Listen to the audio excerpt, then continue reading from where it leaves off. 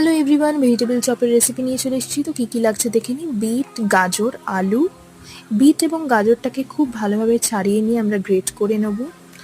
আলুটা আমি অলরেডি সেদ্ধ করে ম্যাশ করে আলাদা সরিয়ে রেখেছি।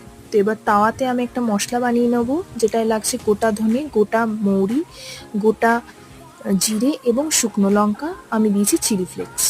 এবার কড়াইতে আমরা নিচ্ছি সর্ষের তেল, তাতে দিয়ে দেবো 5 ফোড়ন, তেজপাতা, নারকোল কুচি এবং বাদাম, আর তাতে দিয়ে দেবো হচ্ছে আদা এবং কাঁচা লঙ্কা। আদাটা আমি গ্রেট করে দিয়েছিলাম, তোমরা চাইলে কুচিয়ে দিতে পারো।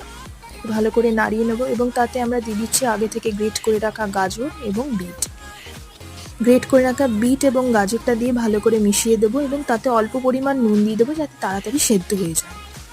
তো এটা 10 মিনিটের জন্য আমি এটাকে ঢাকা দিয়ে রাখবো। 10 মিনিট হয়ে গেছে। তো এবার দেখতে পাচ্ছ রেডি হয়ে গেছে মশলাটা সেদ্ধ হয়ে। এবার তাতে দিয়ে দেবো